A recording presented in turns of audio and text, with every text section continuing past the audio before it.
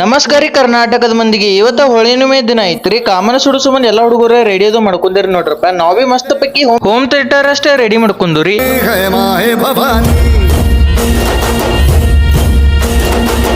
ಕರ್ನಾಟಕದಾಗ ಕಾಮನ ಹಬ್ಬವನ್ನು ವಿಶೇಷವಾಗಿ ಆಚರಣೆ ಮಾಡಲಾಗ್ತೈತರಿ.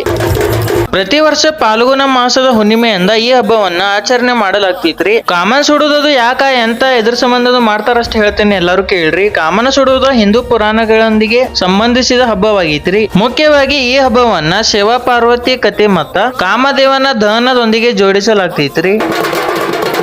ದೇವೇಂದ್ರನ ಶಾಪದಿಂದ ಶಿವನು ತಪಸ್ಸಿನಲ್ಲಿ ಲೀನವಾಗ್ತೇನ್ರಿ. ಪಾರ್ವತಿ ದೇವಿ ಶಿವನಿಗೆ ಲಗ್ನವಾಗಬೇಕೆಂದ ತಪಸ್ಸು ಮಾಡ್ತಾಳ್ರಿ. ದೇವತೆಗಳು ಕಾಮದೇವನನ್ನ ಶಿವನಿಗೆ ಮೋಹನ ಬಾಣ ಹಾರಿಸಲು ಕಳಿಸ್ತಾರ್ರಿ. ಶಿವ ತನ್ನ ತಪಸ್ಸಿನಿಂದ ಜಾಗೃತನಾಗ್ತಾನು. ಆದ್ರ ಕಾಮದೇವನ ಈ ಕಾರ್ಯಕ್ಕೆ ಕೋಪಗೊಂಡ ಶಿವನು ತನ್ನ ತೃತೀಯ ನೇತ್ರದಿಂದ ಕಾಮದೇವನನ್ನು ಭಸ್ಮಗೊಳಿಸ್ತಾನರಿ. ಈ ಘಟನೆ ಏನ್ ನಡೆದಿರ್ತಿರ್ಲಿ ಅದರ ನೆನಪು ಸಂಬಂಧ ಕಾಮನ ಸುಡುವ ಹಬ್ಬವನ್ನ ಆಚರಣೆ ಮಾಡಲಾಗ್ತೈತ್ರಿ.